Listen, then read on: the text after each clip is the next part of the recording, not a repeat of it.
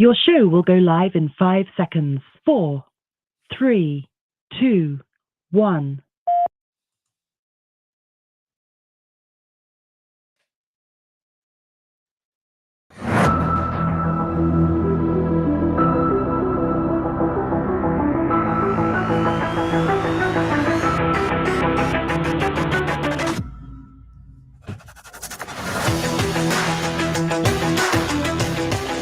Yes, hello. It's the Giant Head from Minneapolis.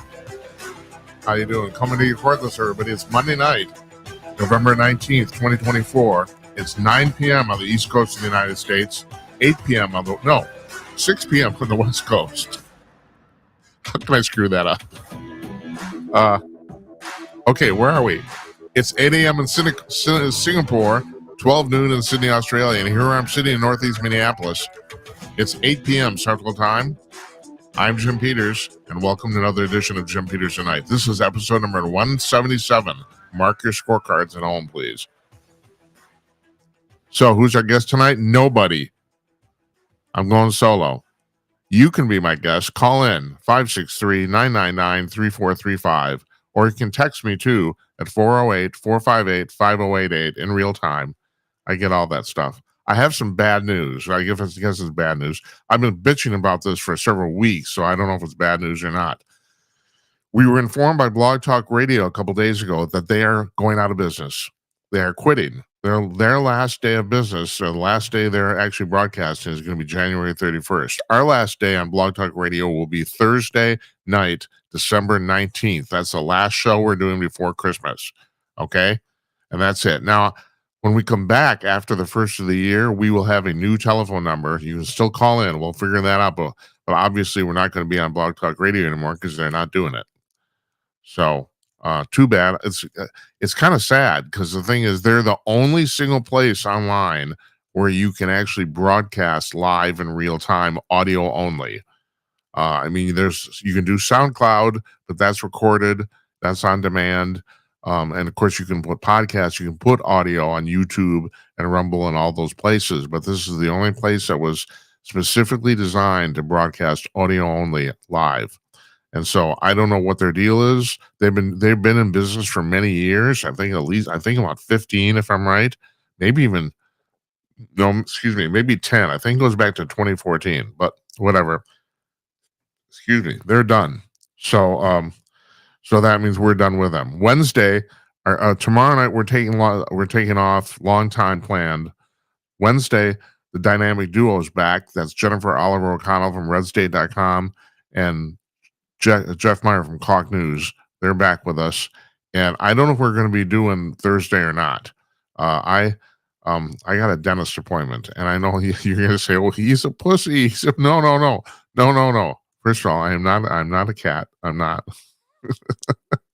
But they're going to be doing some work on my dental, and I react adversely to the drugs they give me to keep the pain off. So I don't know. We'll figure that out as we go. I think right now we'll probably skip it. So we have only 2 shows this week. Well, too bad. Okay. So yeah. So I got a lot of stuff going on here. If you want to call in, please do 563-999-3435. We got a whole bunch of news, but before we do that, we're going to do a commercial from Conch News. Here we go. Hi, all. I want to talk to you about Conch News. You've probably heard me talk about this before, but if you're a news junkie, you should try this out. Conch News is a news aggregator. Now, there are plenty of news aggregators on the web, but Conch News is different than all the rest, and here's how. Most other news aggregators will lump the top stories from each news source under that news source. The top 10 stories, like, for example, from Fox News, Breitbart, the New York Post, etc. What Conch News does is it sends its servers out onto the web to over 75 different news sources every 3 hours. And yes, this is an automated process, but in this case, that's actually a good thing. And collects the latest stories from said 75 sources and then lays them out on its own front page in the order they were posted, regardless of the source. So you see the latest stories at the top of the front page, regardless of where they're from. And this is all free to you. You don't need to log in. You don't need to subscribe, register, nothing. It's completely free. All you have to do is go to conk.com to check it out. That's conk.com, CONK.com, conk.com, Conk News.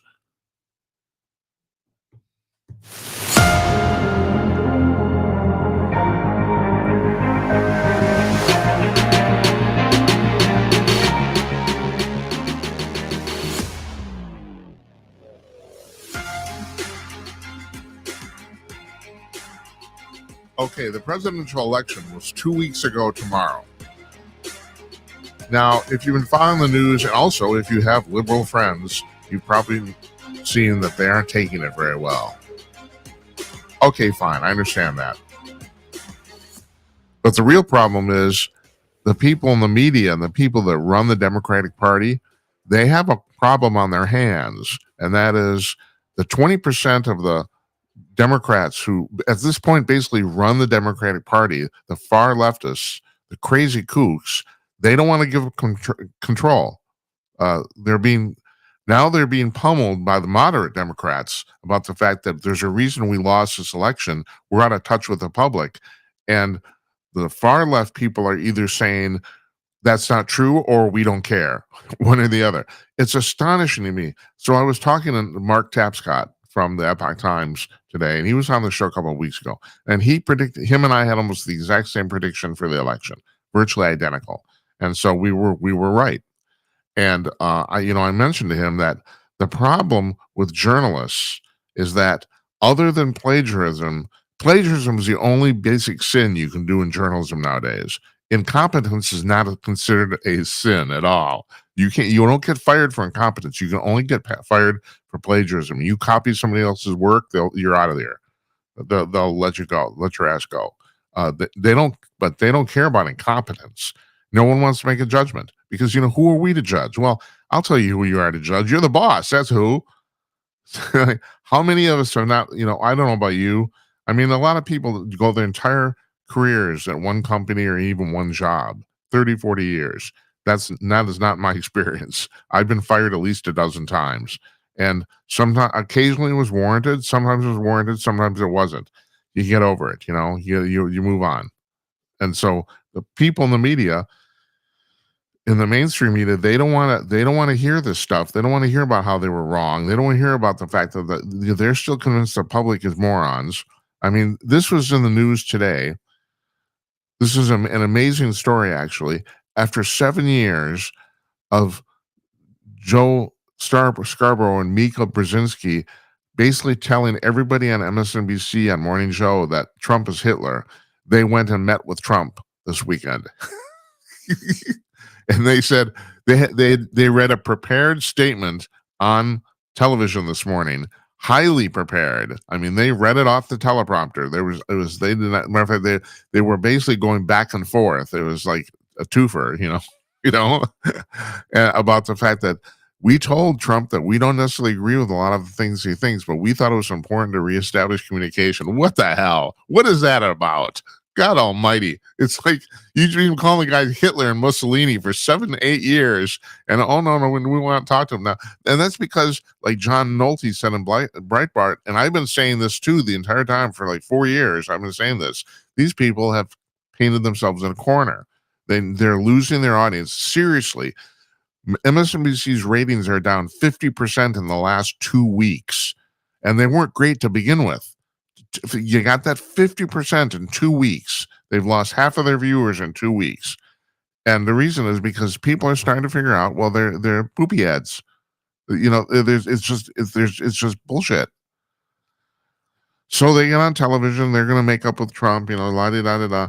And like John Nolte was saying, they painted themselves in a corner because here's the problem they have here. Nobody now, the general audience no longer believes them. No one wants to tune in because they think they're poopy heads.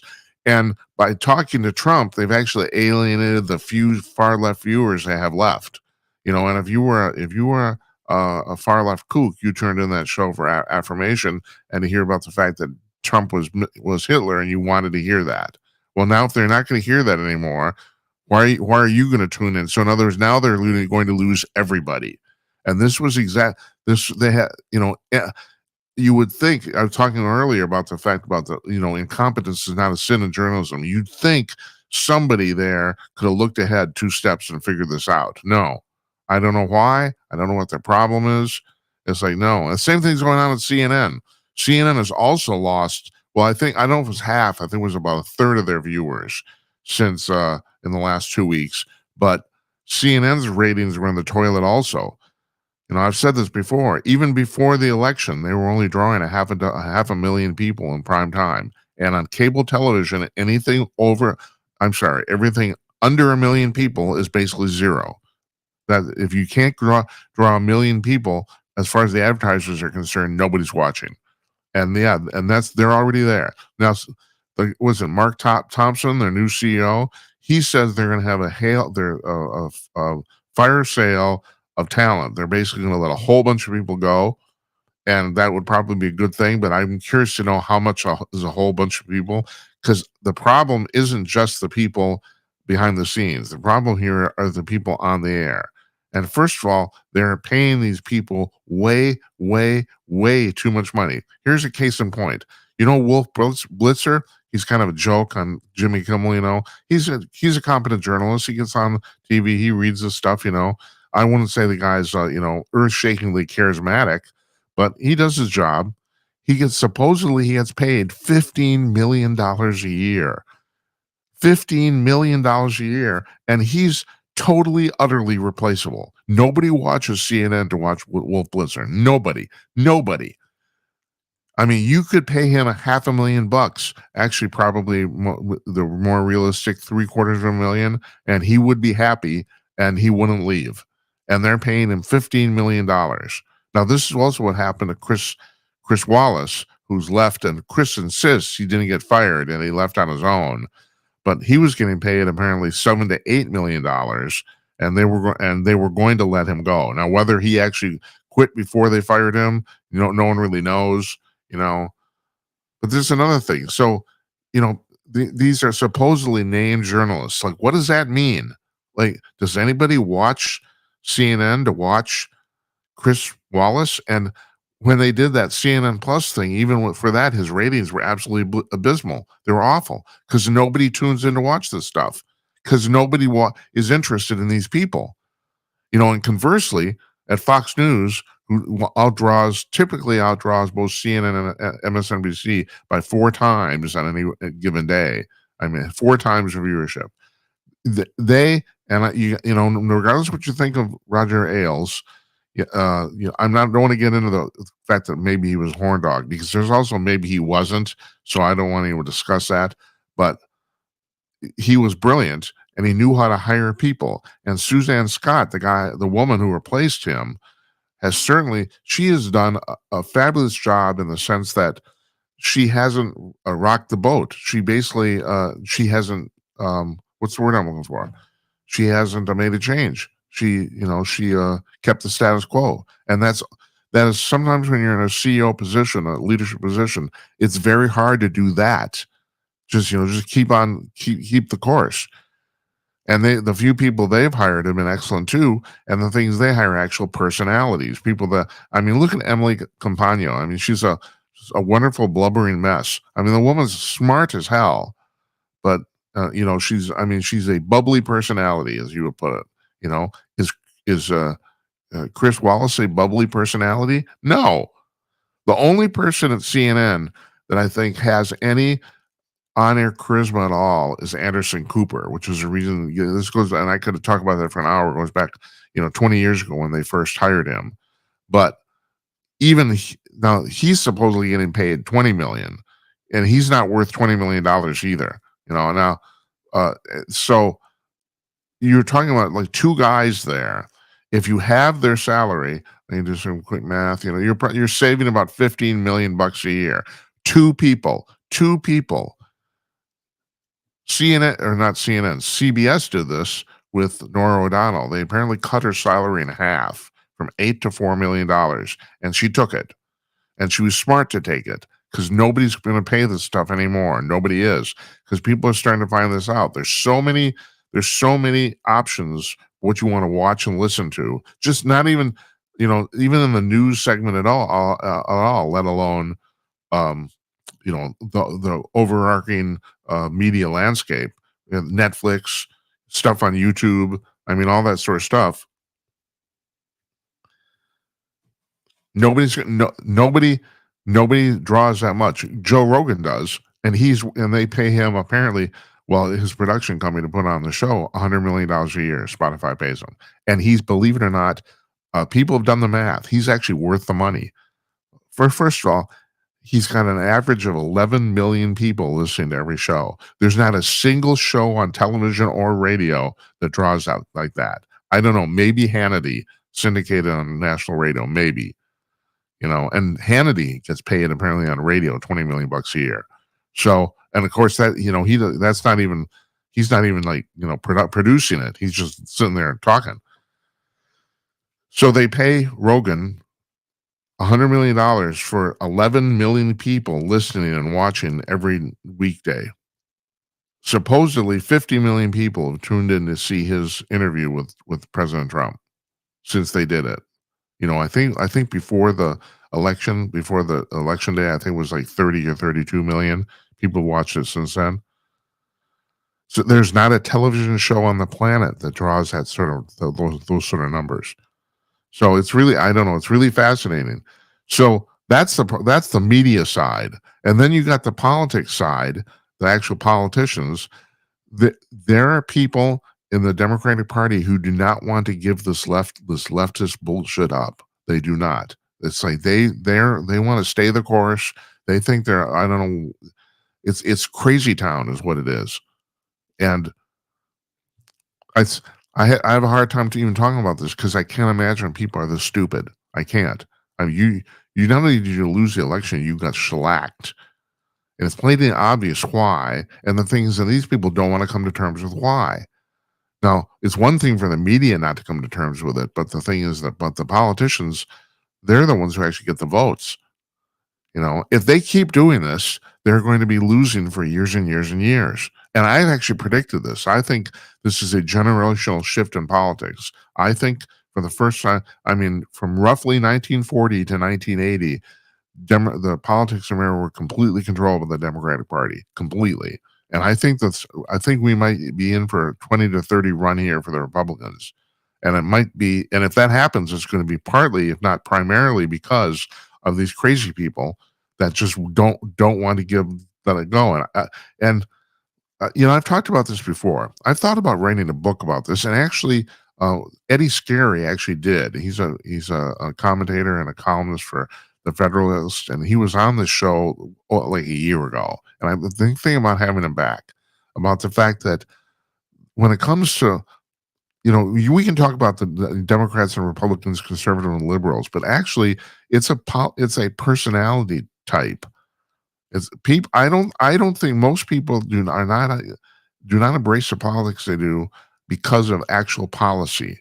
I think most people do it because their personalities gravitated toward one or the other, and one of the other teams, not the policy or the philosophy. One of the other teams. That's what I think. Because I'm a former liberal, and people constantly think I'm going to be a liberal. They assume that, and of course now they're wrong. And my thing, I made the switch primarily because of politics and economics. But most people don't do that. They don't. Anyway, so Scary's book is called Liberal Misery, if I'm correct. And you can find it on Amazon, and I have a copy of it. Actually, I have two. And it's worth a read because I think he's onto something here. I think people do not they don't actually pick the politics based on actual ideas. It's just that whatever feels good to them. So meanwhile,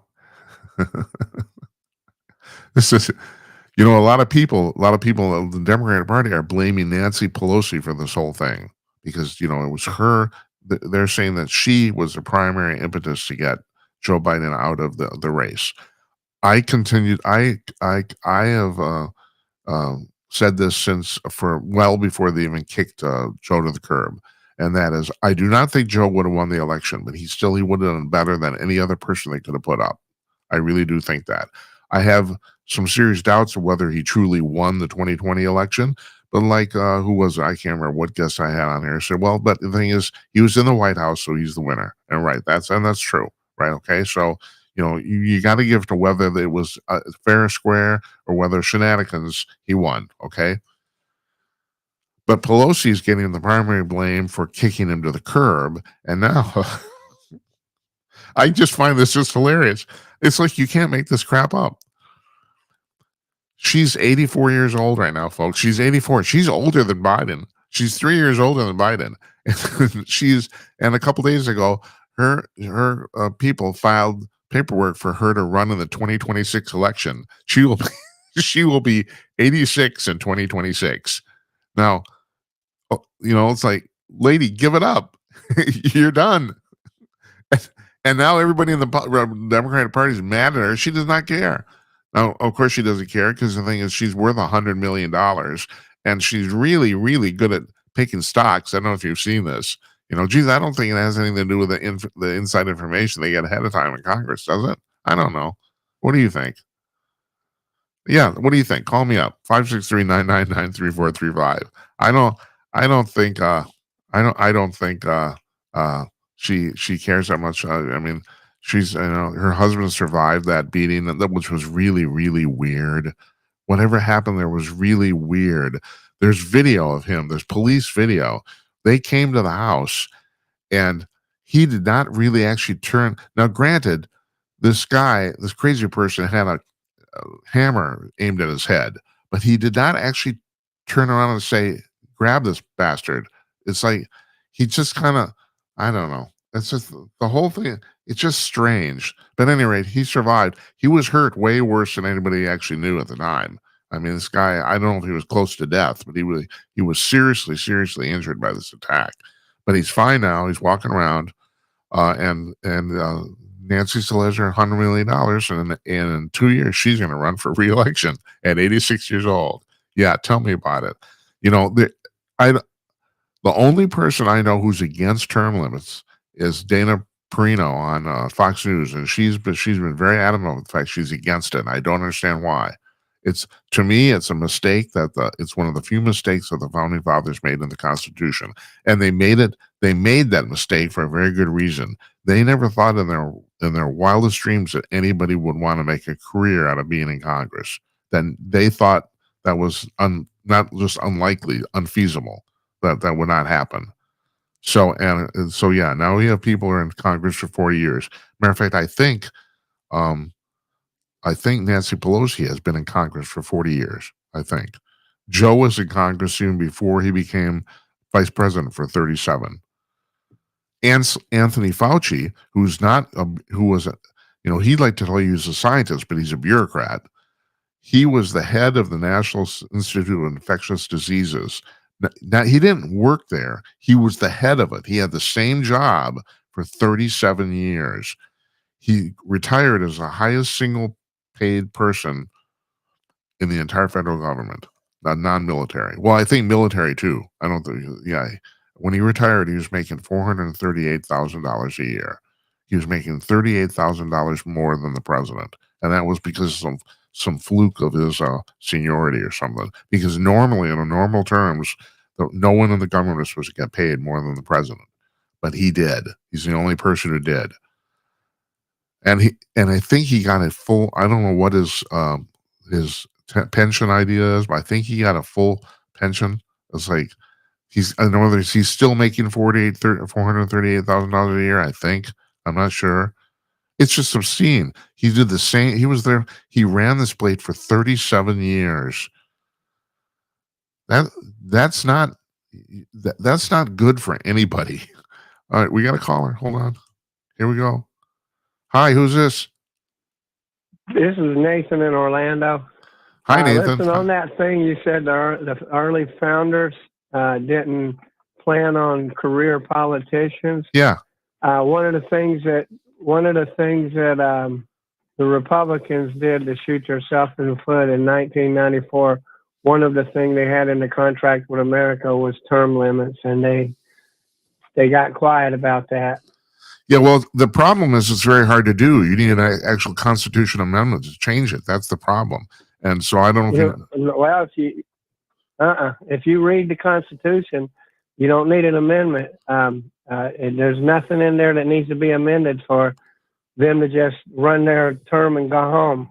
You know. Yeah, and now there's nothing that says they can be there for a long time. Nathan, I've heard this from other people in the last few days because I thought because it turned I might be mistaken about this. You might be right because it turns out that you don't need to amend the Constitution for an omission. You only need to amend it to change something. And since there's no mention of term limits at all, I think you're right. I think Congress can just pass a law. I think I've been mistaken about this for a long time, but I've been hearing this the last few days.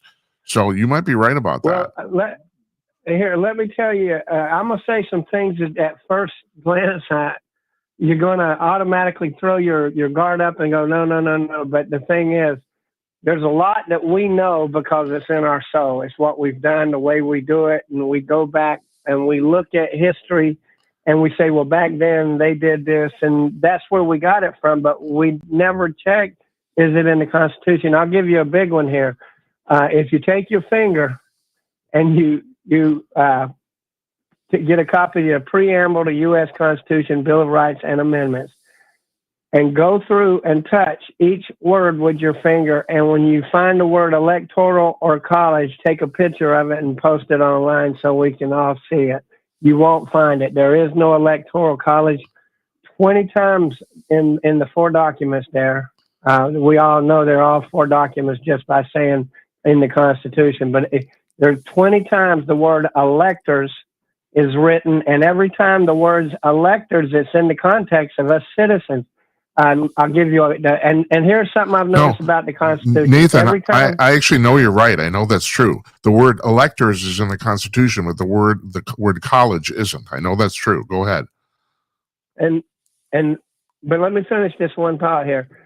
Everything that you read in, I think it's 8 or 9 statements, and we could call it a thesis statement in the preamble. And each one of those statements, those subjects, is touched on again in the other 3 documents. And every time they're touched on, they're more clearer than the last time they were talked about.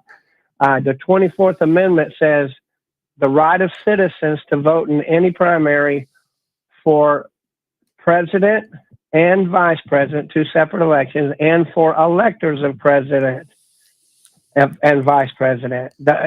You could be an elector, and I can vote for you, and you don't have to vote the way you don't have to vote for the guy I want you to. You got your own conscience, and this is found in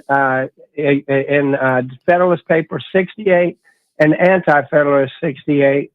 They both admit that the electors are citizen candidates voting for their citizen peers. Yeah, I know. Voted for by their citizens. I know that's true. I know you're right. There's a whole bunch of stuff that's in the Constitution that we don't do anymore. Well, first of all, I mean, the fact that black people are 3/5 of a citizen, there's that. Some of it's completely archaic. But the thing is, you're right. It's also never actually been formally amended either. There's nothing wrong with the archaic, language, but you'd think someone would fix it. It's never actually been fixed. And I know you're also right about the whole thing about the electoral college too. Well, actually, if I'm right, doesn't it actually say in the Constitution that you have to be a landowner to vote? No, that's again history. They came up with that idea because it made sense, and this was a part of the black thing too. If you own land, you could vote because you pay taxes, and that makes sense. But let's amend the Constitution, and which means whenever we got the right to vote, the blacks were left out. For most of them were left out because there was some black property owners. But the thing is here's what we've done, and I'll shut up after this. No, that's fine. We know our experience. Say again, what? No, what was that? I said we know our experience. Yeah. We know our experience. Okay, I'll give you a good experience. Some guy runs across the border, and we say, hey, man, you're an illegal alien. You're a criminal. You broke in here against the law. and he says, all I want is a better life. And we say, okay, I'll tell you what, we'll give you amnesty and change the immigration laws and call it immigration reform. Okay. And we didn't do either one of those. We gave him amnesty. We didn't change the law. And so the next group runs across and they say the same thing again. So what do? We're living our experience rather than what the law says. And the law should be measured by the Constitution, but we've left that, Yeah. you know. So we're looking back on history and reading what happened back then. Right? You know, they got in a fuss and he pushed him down. Okay, we go back to what happened there and not what does the Constitution say. And you know, there was so much in the contract with America that they ran on that and they never followed up until they had term limits. The first promise in the 8 promises was we'll pass a law that Congress has to live by the same law as the people did. I don't know where they ever thought they had the right to do that, but it was something that touched us emotionally, and we gave them a majority. But they lost it in the 98, in the 90, in the 96 to 98, and then the razor thin presidential election in 2000. So we're living by our experience, and that's what we know. And we haven't went back and read the Constitution as it is written. Nathan, and if we read it, you know, we get frustrated because it's not what we know. do you think Trump's going to change some of this stuff? You know what? This is my opinion of Trump. Trump is the next Abraham Lincoln. Lincoln, just like him, came a point across. Let me get my words right. They came along at the point that we had to change the direction of the country, or it's not going to get changed. And on both of them, they're doing what they can to stop them. You know, stop Trump. But I think that both of them came from not from political culture. They came from the culture. Yeah. And that's what allows them to do it. But I think that Trump can do it, but he's got, and I know this is going to sound crazy, but he's got one of his biggest problems is the Republican Party. I've always said we got one party, because I'll give you a good example on this. Well, hold it, Nathan, I got to stop you. You're not alone in that opinion. You know, there's a lot of people. I mean, my friend Tim Conaway comes on the show regularly. He talks about the uniparty. You know, I mean, no, you're not alone in that at all. Anyway, go ahead. But I was saying, I'll give you a good example. A lot of people didn't miss this. You know, the Republicans, the Tea Party rose up, and one of the things people were mad about is the Obamacare and then Obama not being vetted and proved that he's a true American citizen. And so the Tea Party rose up, and then the Republicans jumped in front of it with, the message was, you know, no more politicians, no more lawyers, just citizen candidates. And then they jumped in front of the Tea Party movement, and they revised it to reelect the Republicans and hold their feet to the fire. As soon as they got elected, Ted Cruz did a 21-hour, 19-minute filibuster and they voted 100-0 the next morning. And, you know, we were watching everything through the news, and talk radio's not talking about it. We missed that. And then when Trump ran in 2016, he ran on repealing Obamacare, and the Republicans jumped up with him. And then as soon as he got seated in and they got reelected, they stalled him on it so that he wasn't able to do it. So I think he knows he can work with the Republicans better than he can the Democrats. But the problem with the Republicans, I always say the lesser of the two evils is the Democrats, because they tell us what they believe. You know, I'll give you a real quick one here. You know, abortion.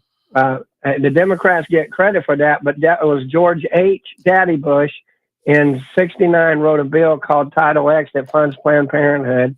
That was before they were even in our minds. And then in that 69, 70, there was 32 Republicans that opposed it in the Congress, and in the Senate, it was 100-0. 3 years later, it goes to Roe v. Wade goes to the Supreme Court. 7 of the 9 judges were Republican appointed judges. And the Republicans hit the ground opposing them. And it's like, come on, man. But we didn't have the internet back then. And even with the internet today, what we know is what is in our soul, what we've been learning coming up. My dad, my mom, they were all Republicans, and they believed in pro-life and small government. And we just picked that up. And it's not, it's just, I think Trump knows this. But he's got to work with what he's got to work with, and he's going to pick Rubio for ambassador, not ambassador, but something like an ambassador. I forget what it is. Secretary of State, yeah. But Marco Rubio is here in Florida. He's says he's pro-life, but he's sponsored 1 abortion bill and co-sponsored 2 others. And in the debate with Val Demings, he leaned forward twice with great emotion and said, I am 100% pro-life. The thing is, most of us aren't getting our news from the vote record. We're getting it from, Romney Radio. And I say that because Mitt Romney owns Clear Channel and iHeartMedia. And so it really is fixed. You know, Nathan, though, I think you do have to cut Trump a little slack on the Obamacare thing, because they only lost it by 1 vote, and that vote was John McCain. And I've always said, I think of, I'd love to interview Trump to ask him this. I'd love to ask him that of all the crazy things he said in the last 8 years, that one thing about calling John McCain a loser for being captured really came back to bite him in the ass. I'm sure that he's sitting in his bed at night staring at the ceiling and saying, well, that was a stupid thing for me to do, because they lost it by 1 vote. It was McCain's vote. And I'm sure McCain just voted against him because he wanted to be a dick. I don't really know what I don't know what McCain thought about Obamacare, but so I don't know. When it comes to the military, here's the thing. I've noticed this when it comes to the military. You could be a veteran and I say I am, but say I'm not a veteran and I don't like military. I can hate you. And I can say all kinds of bad things about you, but not really do anything to go against you for any reason. So that's what he did with he messed up, because you don't attack the veterans. You don't get it, because we really do. Most people, even if you're not military, that we wouldn't be doing what we're doing without the military. That's right. And also, I wasn't a huge John McCain fan, but the guy spent 5.5 years in a torture prison. I mean, come on. It's like, you're going to call him a loser?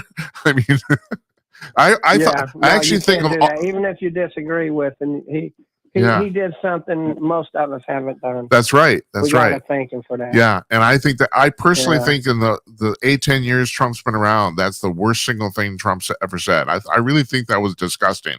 You can't call a guy who spent 5.5 years getting tortured a loser. I mean, you just can't. But it came back to bite him in the ass. So I don't know. But the thing, and it's interesting. Go ahead. I'll drop off, but I'll close with this. I think, Trump knows he's got to work with his enemies in order to get something done. I know he's a smart man. He knows how to negotiate. But I think at the end of the day, he knows who to look to for his answers. And the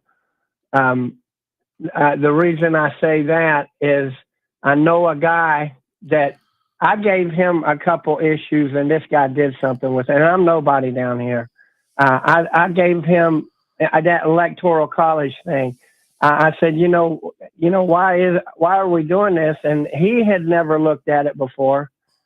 And he says, let me look at it. And whenever he looked at it, he sent me a picture of an envelope and then he sent me the signed receipt copy when he got that in, saying that they signed, and he has proof that they accepted it. But I asked him, do you really think that the Supreme Court will look at this, we really do have open elections. There's no political parties in the Constitution, and there is no electoral college. There's electors. And he goes, no, they won't look at it. They probably won't do anything with it. But it is a part of the record. And he goes, 100 years from now, when someone's digging through the archives, they'll say, hey, there was somebody back there that read the Constitution as it's written. And then I gave him something else. And I didn't really give him this. He took it and did more with it. But I was telling him, because I grew up in the 70s coming from a divorced home, and I noticed something. Back then, there was not alimony, but there was child support laws, but there was no alimony laws. And I was just picking the subject because of the extremes. They go to the other extreme where they want alimony, and the political junkies push this. And then they go to the other extreme where they got alimony, and then to the other extreme where they got lifetime alimony unless she remarries. And I said, then what the messed up deal is the girl lets this guy move in, and they're not going to get married because they'll lose the alimony money. And I said, and I was just pointing out that we fix every problem with one, from one extreme to the other extreme to the other. I said, but there's people that get hurt in this thing. Yeah. They grow up and they start over trying to do it the best way. And you know what? 2 days later, this guy sent me a picture again of this thing. He's got signed receipt that they accepted it. He brought a lawsuit against the state of Florida that alimony, lifetime alimony, is discrimination against men, and he suggested that the man needs to pay, support her in whatever she needs to do to get a job, like some training or college or something that gives her an ability to provide for herself. And then they all go on, right? Yeah. And then next thing you know, Rick Scott got a hold of that and brought it up and made it, and had them, Congress and Senate here push it through, made a law, and had a bunch of men on the stage behind him when he was signing the bill because it was election season. Yeah. But you are right about the funny part. Nathan, you are right about something. That is the pendulum swings back and forth, but never stops in the middle. I don't understand. I don't know if this is just, are humans, are we just fated to live this way permanently? I don't understand. It's like, you'd think at some point we'd figure it out, but I don't know. Go ahead. The racial issue is a good example of that. We got to go from, we got the next generation hates the people that didn't do it to them, Yeah. And so the nothing really gets ever settled. It just goes from one extreme to the next. And the worst part is it goes in from this lifetime to another lifetime. And the people that needed to be kicked in the butt, they're long forgotten and gone. Now, but we're living with it. Part of the reason this happens is because people figure out that, my God, if we solve the problem, if I'm in charge of the problem or working with the problem, if we solve it, I'm out of a job. It's like, we've discussed this on the show many times with many guests about the fact that my opinion is, I don't know about yours, but I've had a lot of guests who agree with me. Here in America, we were almost over this race thing. I mean, in 2008, 2010, it was like we were just pretty much on the crux of solving this problem. It was pretty much going to go away. And then the Democrats just completely raised their ugly heads and brought it back up again. And the reason they brought it back up again is because they need the issue. There's no other reason. They recreated racism, basically. The vast majority of racism they're talking about doesn't exist. And then the other thing is, you're always going to find some guy at the end of your block or something like that, who hates black people for no rational reason, and that's never ever going to go away. That's gonna, because somebody hates everything. I mean, 85% of Americans love chocolate chip cookies. What's wrong with the 15% that don't? What is their problem? 1,000 years from now, you're gonna find people who hate black people for no reason. And chocolate chip cookies and when aliens or whatever, I don't know what it is, extraterrestrials, whoever it is, it's like somebody always hates everything. So you hear this Democratic cry about the fact we're not gonna stop until all racism is eradicated. Well, even Whoopi Goldberg said the important thing is consequential racism.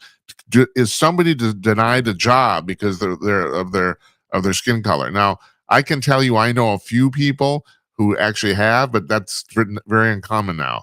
and someone denied an apartment because they're a black person. No, that doesn't happen. That was she's talking about. But just regular, ordinary racism. No, there's all sorts of people that hate shit. It's like, I don't know. It's like you never get rid of it. So yeah, go ahead. Go ahead. Yeah, I was just gonna say it ain't. But here's what I'm saying. If some black guy robbed a white guy 20 years ago, I shouldn't have to deal with, being held accountable for what this guy did, and that's what we've done is we take it from one victim has to be the next guy's got to be a victim, and he didn't do nothing to be the victim. Right, that's right. That's what I'm saying. I see that extremes. Right. In coming up with solutions. Yeah, I do too. I know. It's just the pendulum never stops swinging. I don't understand.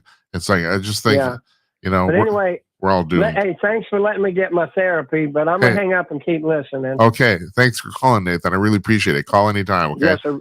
All right. We'll see you. Goodbye. Bye. That's Nathan from Florida. He made some really interesting points there. And he's right about the Constitution thing, about the fact, no, the Electoral College is not in the Constitution. The concept of electors are, but the way it works in the Constitution is that we elect the electors directly. That's the way it works. And that's not the real way this works anymore. There's a whole bunch of stuff that's been perverted just for expediency, whatever, or modernization, or that actually isn't in the Constitution. And more and more people, I think we should get back to that stuff, because God knows the founding fathers were just brilliant SOBs. They were.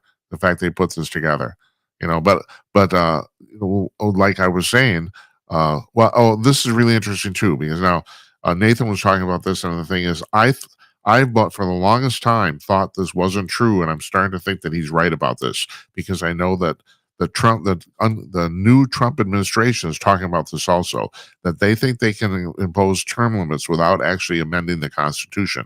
And the logic is that there's no mention in the Constitution to term limits at all, so they can add them, because really you need a constitutional amendment to change something in the Constitution, not to add it. Matter of fact, I think explicitly was it one of the amendments says that anything you want to add, that Congress can make any laws to add to the Constitution, anything they want, something like that. I can't remember. But yeah, I think Nathan's right about that. I think I've been wrong. So, and I'm not ashamed to admit it, because that's what I do. So we were, I was talking about, I tell you what, we're gonna run another commercial here for Conk News, and we'll be back in just a moment. Okay. Hi all, Jim Peters again for Conk News. Let me tell you one of the greatest things about Conk News. It's free. It's completely and totally free. You don't need to register. You don't need to log in, subscribe, none of that stuff. Sure, they run a few ads on the front page, but if you're an old fogey like me, you might actually appreciate this, because when you check out Conk News at conk.com, you'll probably notice that it's the closest thing to an old-fashioned hard copy newspaper that you'll find online. The latest up-to-the-minute news from 75 high-quality sources collected every 3 hours, all laid out with photos and headlines directly from the articles. And when you click on a story, you go directly to that story. No ad page, no interstitial page, none of that stuff. This is the way online news is meant to be. And did I mention that it's completely free? Seriously, how much of the stuff in America is free now, right?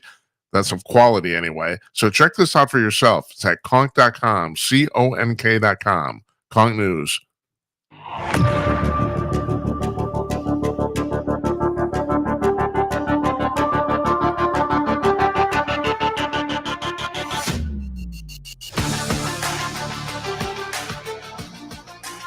All right, this is part 2 of our show. And usually we talk about science stuff, paranormal stuff, the UFO stuff. And we don't talk about the current news, in other words. But I have a segue here. By the way, before I even forget, I want to thank Nathan for calling. That was very, very, very good discussion we had.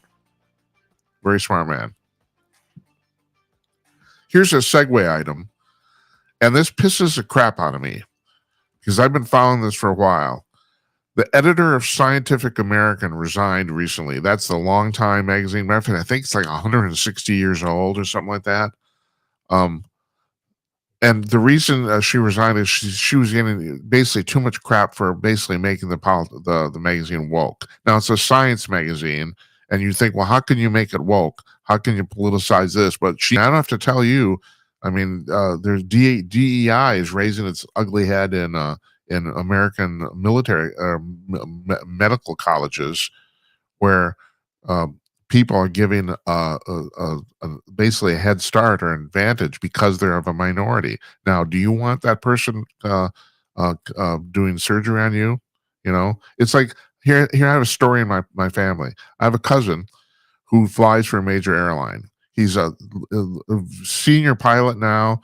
He does the over Pacific flights, gets paid a ton of money. He's flying the big 747 jets. He started at this airline, one of the major airlines, when he was in his late 20s, which is very unusual. Matter of fact, I don't know if this is still true, but he was at that time the youngest pilot this airline had ever hired. And this is a major airline. And the reason is because he went to flight school when he was like right out of high school, and spent 3 years there. And he did so well at the flight school. I'm not going to name that one either, but it's one of the major ones. There's 3 major flight schools in the United States. He did so well that immediately upon graduation, they hired him as a teacher. And so because of that, he was able to get oodles of flying time. And that's so you need a minimum number of flying hours to actually apply for these airline jobs.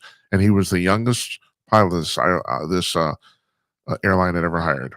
So anyway, he tells me, now this is he started this about 35 years ago, I think.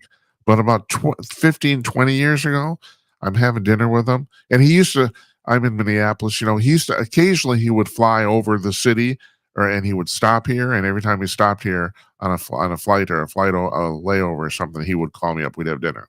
And I'm talking to him and he said, you won't believe what happened. He said, now, you probably know this. Airline pilots have to do a reevaluation. They have to take a test every 6 months. So, just to make certain that they're kosher, that they know what's going on, learning new things. They get in a flight simulator and they do a flight test, right? And so he said, the airline told him that he could take a watered down test because it turns out he had 2% Native American Indian blood in his family background, and that's from his mother, because I'm related to him on his father's side. And I knew that about his mother. I knew that, but I never put this together. And he never did either. He said, they told him, you can take a watered down test. Now you think about this. They watered down a test for an airline pilot, the guy you're trusting with your life.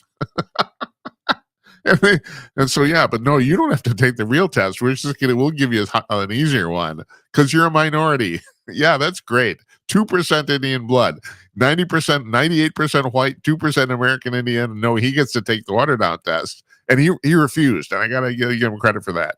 He declined. But still, and he's a good conservative guy, and he thought this was ridiculous, and it is ridiculous. So yeah, so you can do the same thing now in medical school. Do you want that person operating on your spleen? No, you don't.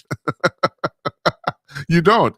So the same thing's going on in science, and the thing is, like the Lancet, the medical journal of the prominent medical journal from Britain, that's all gone to hell.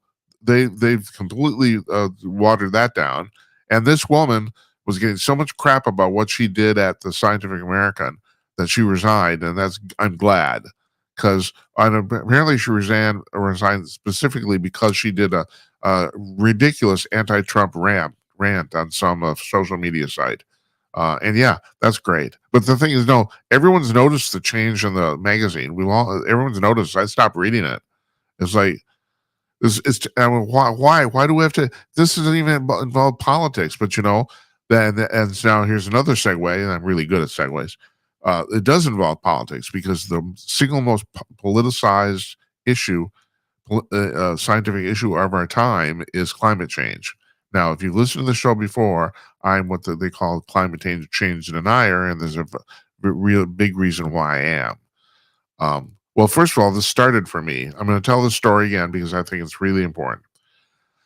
About 15 years ago or so, I went to a Christmas party of a large scientific organization. I'm not going to tell you what it was. I'm not going to tell you why I was there because they don't want to be associated with me. So, anyway, a very large party, hundreds of scientists there, right? Some of the major scientists in the United States. And I'm sitting at the bar and I'm drinking with this guy. He is one of the premier academic climatologists in the United States. He's a climatologist, and I'm sitting and we're getting a little tipsy. Everyone at the party is. It's a Christmas party. That's the reason we're having it. And I said to him at one point, I said, "Professor, tell me about climate change." And he slams his drink down on the bar and says, "Yeah, I'll tell you about climate change." He says, "Climate change is bullshit." And he went on a 20-minute rant about why this is all crap. Now, what he told me, first of all, he said, and I knew this was true at the time, and it's still true, and that is basically to get any money to do any sort of climatologist work, you have to acknowledge that climate change is real. Now, I've had Patrick Moore on this show, the founder of Greenpeace, and also now one of the major climatologists in America. He quit Greenpeace because he came to the conclusion climate change, human instigated climate change doesn't exist, or at the very least, it's a very, very minor problem. And that's the thing I got to talk about first here before I even go on. We got to get our terms right. And this really bothers me. People in politics, they throw these scientific terms around. They don't even know what the hell they're talking about. So here's the deal. There's a distinct difference between global warming and climate change. Okay? Global warming is very real. The world has been warming up for 300 years. But built into that statement, there's the smoking gun about the fact that for the first half of those 300 years, there's no industrialization on the planet.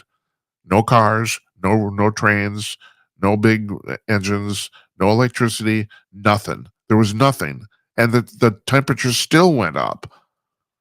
When people say climate change, the assumption is you're talking about human instigated climate change. And like I said, that doesn't really exist.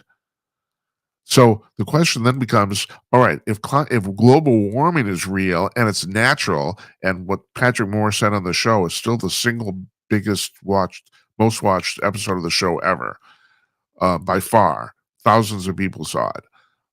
If he, as he said to me, so if global warming is real, the temperature of the world is rising because of the sun, and I can't remember the name of the actual effect. It's named after a Russian scientist, about the fact that basically what happens is that the Earth's revolution around the sun wobbles depending on the placement of the planets of the solar system. It's kind of the same thing as the moon affects the tides on Earth. The rotation of the revolution of the moon around the Earth makes the tides go up and down. The revolution of all the planets, but the major ones especially, in our solar system affect Earth's revolution around the sun to a very slight degree, but it's enough to push the Earth closer or farther away from the sun at various times, and that's the reason the temperature fluctuates. That's the reason. That's what causes global warming. And believe it or not, even though the temperatures are going up right now, we're actually in a cold period. And Patrick Moore mentioned that. If you go back 50 years to the 1970s, scientists were very concerned about the fact that we were going to enter another ice age. We're at right now one of the coldest periods in the planet's history, but the temperature is rising, and that's actually a good thing. So, at any rate, this guy I'm talking to, getting back to this thing of me at the bar, this guy's explaining to me how climate change. First of all, he said, you can't do anything climatology without existing the fact that climate change exists. And then he said, well, the real problem and the reason this started was because of the data was so bad. He said we had very incomplete data, and they still do. So now climatologists, the smart ones, they've come to terms with the fact the data isn't any good, so they don't even try anymore. With data, I'm talking about going back millennia. I mean, we've only been tracking the weather here in the United States for about 150 50, 70 years. And I don't think it's even that much longer in Europe. We have very little data. We can extrapolate based on like core samples and literally like tree rings and all that sort of crap. You're going to extrapolate a bunch of data, but it's still extrapolation. It's not really direct. Now, about a year and a half ago, matter of fact, it was a year. I think it was a year ago this month, if I'm right. It was November of '93. 1,600 scientists, including 2 Nobel laureates, signed a letter that they publicly published that stating that either climate change didn't exist or humans' involvement in it was very minor, one or the other. And yeah, there's some debate on whether that's true, that humans might be contributed to a small extent. But but you didn't hear about that letter, do you? I think they published it in a New York. They ran it as a full page ad in the New York Times, and I tried looking for it. I can't find it. I can't even find it as an ad. So, no, nobody in the mainstream media covered this because, of course, it doesn't fit the narrative at all. Because we admit climate change is bullshit. How are we going to get this money?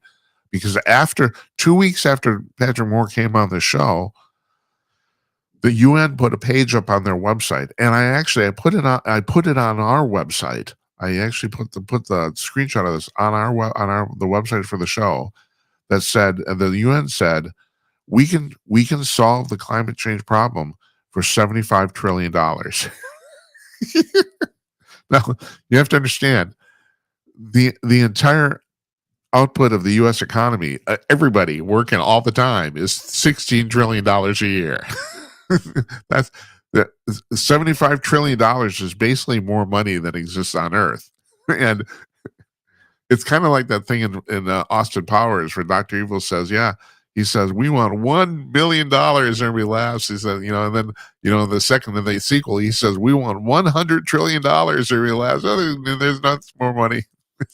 It's the same deal. And the guy, Guterres, the Secretary General of the UN, he's an idiot. He's a freaking idiot. So it's just unbelievable. Any rate, and so Al Gore is on this still. He's still beating this drum. He says that the climate change agenda will triumph despite Donald Trump. Well, there's nothing to triumph, so it's not going to.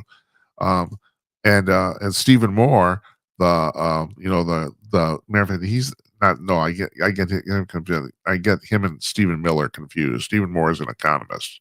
Stephen Moore wrote on hotair.com. He said that climate change was the big loser in this election because people are finally waking up with the fact that this is a grift. So, and then and Guterres from the UN said today, he said that climate change is killing people everywhere. yeah, you keep on talking, buddy. So this is all BS. I can't put this in any. This is a non-issue. Like I said, the temperature of the world is rising and may rise. But now here's another hypothetical situation. If it's not caused by humans and the temperature goes up anything, do we do anything about it? If the temperature rises natural, should we do anything about it or try to? I don't know. There's a show on what is it on Netflix? Is it on Netflix or HBO called Snowpiercer? I've never actually seen it, but I read about it. And the plot of the show is that they tried to, and people have suggested this, that we seed the atmosphere to cause rain or snow or whatever else is crap. And in the show, the U.S. government did this, and the whole thing completely backfired, and the world completely went to hell. And so they had literally people on a train going around the world trying to escape bad weather or whatever. Okay, we got another call. We're taking this. Hi, who's this? Hello? Hey, this is Bianchi. I was just listening to your conversation. Yeah. You talked about the time served by elected federal officials. The Constitution does set the term limit for representatives and senators in Article 1, Section 2. and also in Section 3 for senators. You know, senators used to be chosen by the state legislature until the 17th Amendment. Yeah. And it got to where it is. Hey, I'm sorry. I didn't catch your, what was your name again? My name is Pianki. Okay. Go ahead. Yeah, I would like to see it go back to that. And as far as the electoral college, it's mentioned in the index, but it's not mentioned in the text of the Constitution itself. So, yeah, but yeah. If am I right about this? The actual word college isn't used, right? It's just electors. No, it's not. That's what it's, right? Yeah, it's electors. You know, here's another thing: electors do not have to follow the desires of the popular vote. No, and occasionally they haven't. And the Democratic or the Republican Party have to follow the desires of the popular vote during the primary season either. See, people don't know that those two organizations, corporations, are just what they are. They're private and they do what the hell they want to. Yeah. Now, of course, it would cause a big stink, but they don't have to listen to you. And the state elects the president, not the popular vote. People don't understand that either. Right. No, they don't. They don't. Nathan was right about this, about the fact, oh, geez, I'm losing my train of thought. Sorry about that. About the fact that, well, if I'm correct, some of the Republicans are now talking about a constitutional amendment to require the electors to actually represent the popular vote. Because you're right, they don't have to. And there have been several times in history where they haven't. Well, I myself would be against that because one reason the states control the elections in their states. Yeah. One thing that should be is that the states should implement a way to make sure that everyone that appears on their ballot are constitutionally eligible to be on the ballot. Yes, because that actually can do that. That actually happened recently. Can do that.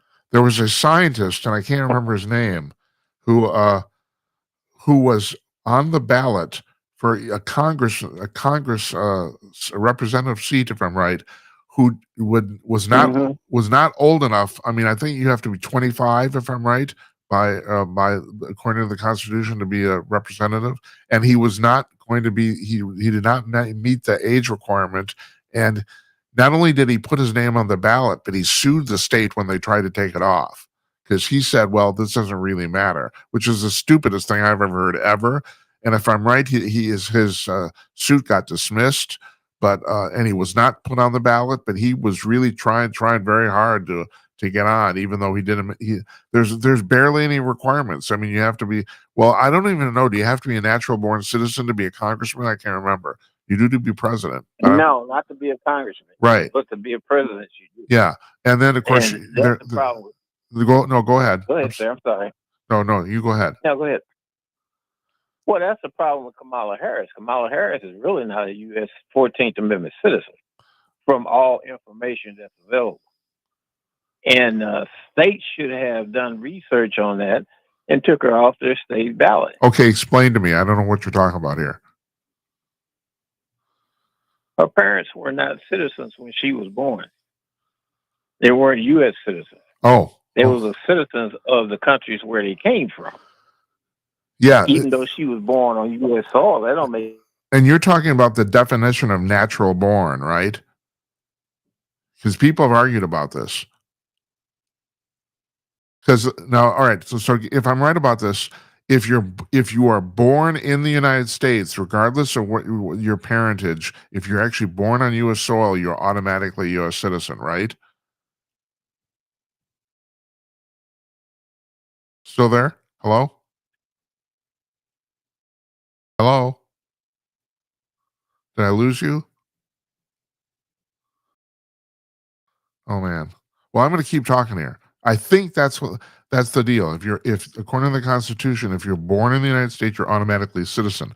But the requirement for president is that you have to be naturally born. And people have argued about the actual definition of that. And so that is maybe what our caller here was referring to. So and yeah, I've heard this too, that you can make an argument that she did not meet the requirement.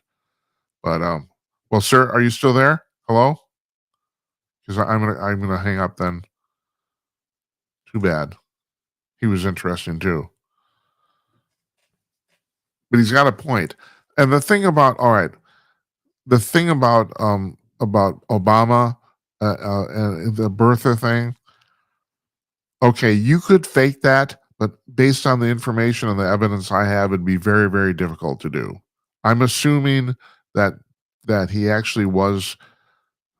All right, hold on a second. Hello? Still there? I can't hear you. Caller, go ahead. Oh man, okay, that's boring. All right, I don't know what's going on here, but if he's on the line, I can't hear him.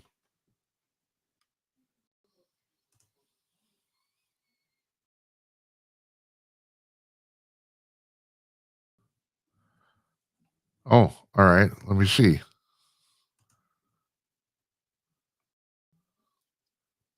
All right, we have a problem with Blog Talk Radio right now. We might have fallen off, but we're still on everywhere else. I'm going to keep going here.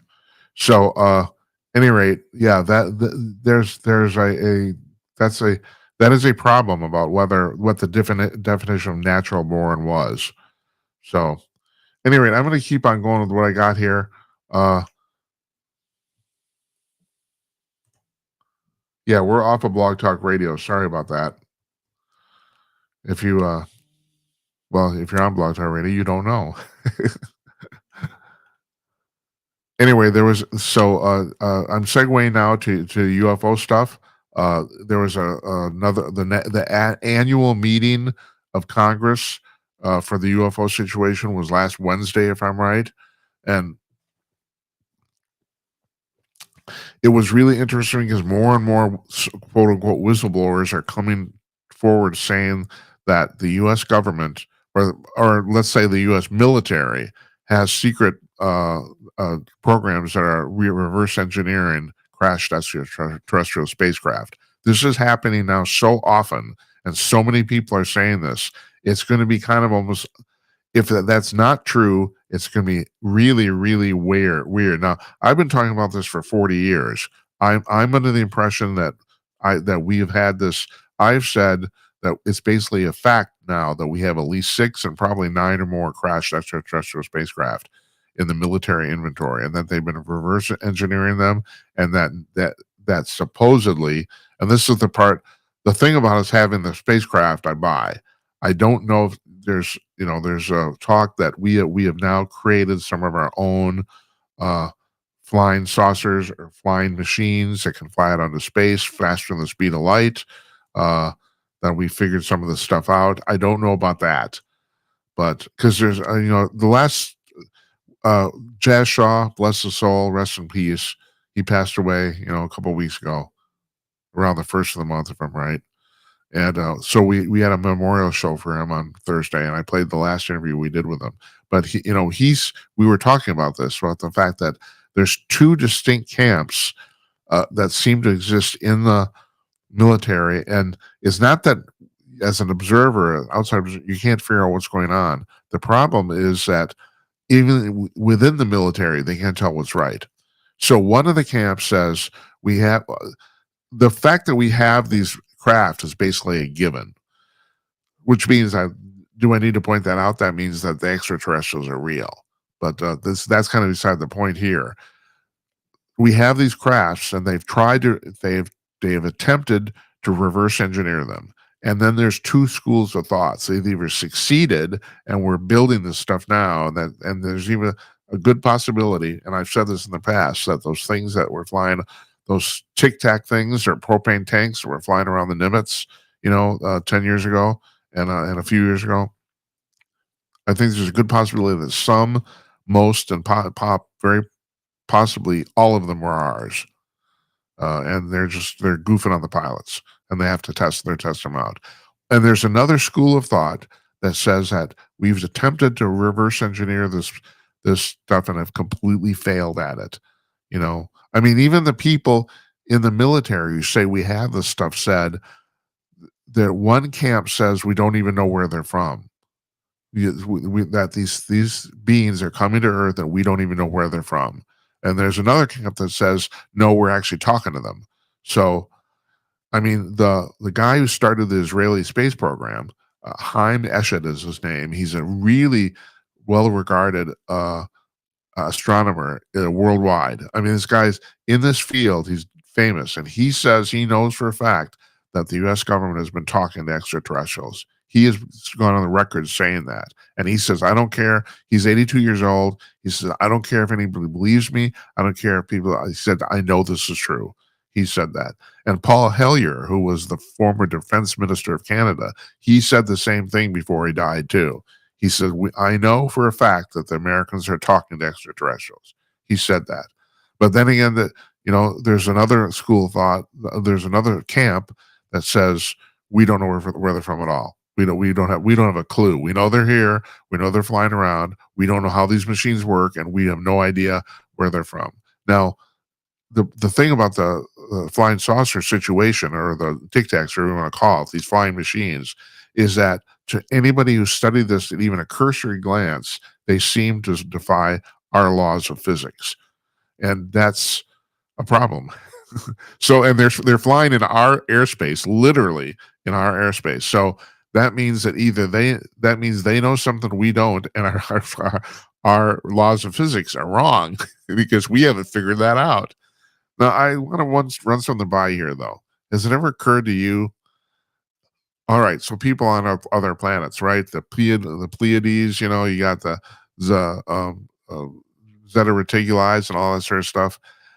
There's always the assumption that intelligent life always would basically evolve roughly the same way. But maybe that's not true. Like, for example, maybe on another planet, Einstein actually figured out anti-gravity right away. Right away. And they're flying anti-gravity spacecraft ASAP, 100 years before we were, just because they figured it out, and we haven't figured it out because for some reason we couldn't put that together. And then you even think about what Einstein did, which is amazing because there was no evolutionary lead up to the theory of relativity. None. It appeared out of freaking nowhere because of Einstein's brain. I can't emphasize this enough. There was no lead up to it at all. All of a sudden, this guy who works at the Swiss Patent Office, he published this paper and he changed the world.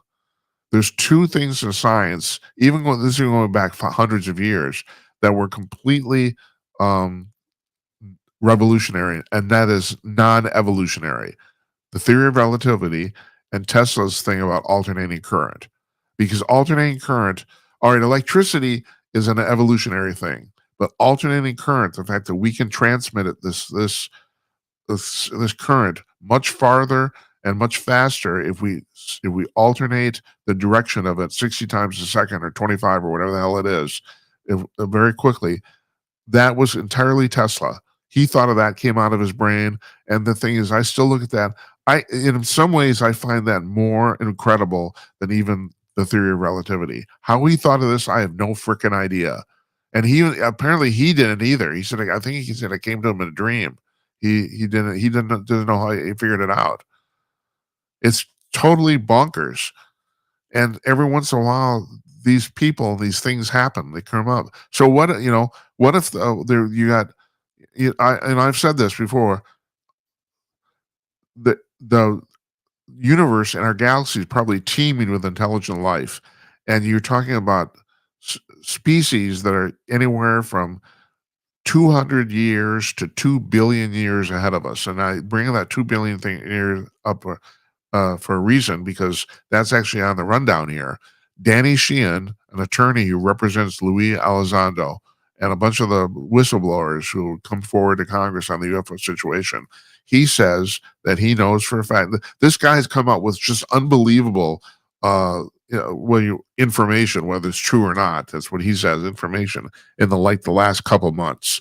He's been making stuff public, and it's like it's all mind blowing, and either he's like lying but the thing is, this guy has a 40-year reputation. This is the guy who represented Daniel Ellsberg on the Pentagon Papers, like in the 1970s. He's been around for 50 years. I think he's in his late 70s now. He's still working, looks very vibrant.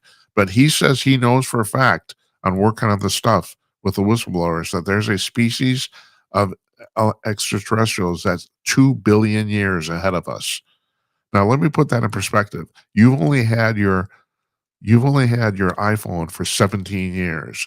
We've only had electricity on the planet harnessed in any manner whatsoever for 150 years, about 1870, right? 150 years. Got that?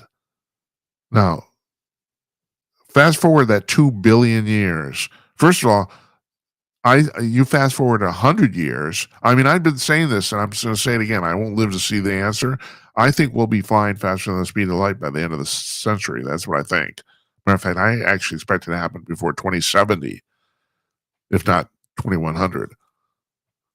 So if you can do that in 150, 200 years, think what you could do in 2 billion years. Even if you were interrupted by wars and famine and all sorts of crap, and your sun explodes, or then you have to abandon the planet, all that's, even if you have 2 billion years, you can do pretty much anything. Now, we're about 50 years away from nuclear fusion electric power. And that's going to change the world too, because you know what the fuel for that will be? Water. In other words, we'll never run out. It'll basically make electricity at some point after people figure, are able to monetize the construction of these plants. Electricity will make it almost free, and it'll be limitless, and there'll be no pollution. I mean, even already in the nuclear fission plant. So let me explain the difference to you. Nuclear fusion is when you try to take two molecules and jam them together. And the fact that the jamming of them together creates energy. Nuclear fission is when you take a molecule and split it apart. And the splitting of it, literally splitting atoms, that creates energy. It works either way. Right now we do nuclear fission. And we've been doing nuclear fission successfully for about commercially about 50, 60 years in the United States. And people talk about, it's so dangerous. It's so dangerous. And I asked Patrick Moore point blank when he was on the show, the climatologist. He was one of the founders of Greenpeace. He was literally one of the guys in the boats going around saving the whales. And he said, I asked him, what do you regret about your time in Greenpeace? And he said that I didn't support nuclear power. He said that's what he regrets. At this point, we have figured out virtually all the problems for nuclear power. We figured out how to get rid of the fuel. We figured out how to keep the plants from blowing up. We figured out all of it. I mean, it's about the safest and cleanest way you can make electricity. But a lot of people don't want to buy that. But the thing is, it's and the proof of this, the 3 Mile Island plant that went kabooey was in the 1970s, 1980s. I can't remember.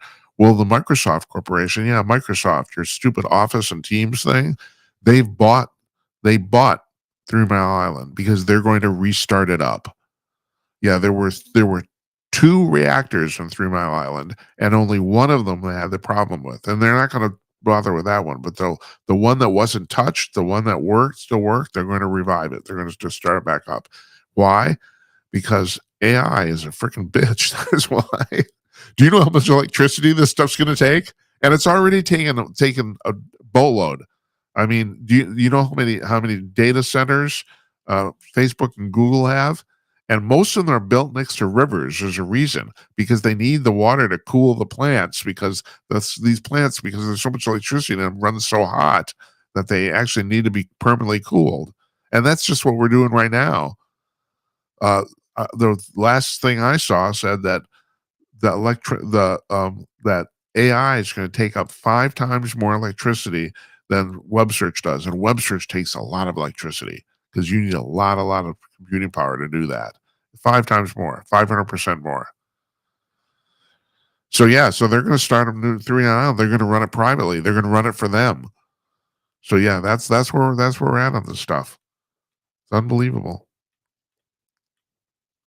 And with that, folks, I think I'm going to leave you for tonight. I got some other stuff here, but on Wednesday, Jeff Meyer from Kong News and Jennifer Oliver O'Connell from Red State will be here. It's their monthly visit. We call them the dynamic duo. They got a lot of chemistry, and we have a lot of fun. So that's Wednesday, and we're taking tomorrow off, Tuesday off, and I think we're going to take Thursday night off too. I'll tell you on Wednesday. But yeah, I'm like I said, I'm going to the dentist, and I don't react. And I know they're doing some drilling, and I don't react very well to those drugs. So I don't think you don't want me to do a drunk broadcast, do you? Do you? You probably do. Oh man. Thanks for listening, everybody. I want to thank those guys for calling. I didn't quite catch the name of the second caller, but Nathan, thank you. And I'm sorry that Blog Talk Radio crapped out on us. And I'm going to repeat this. I said at the top of the show, Blog Talk Radio is going out of business on January 31st, and our last show on Blog Talk Radio will be Thursday night, December 19th.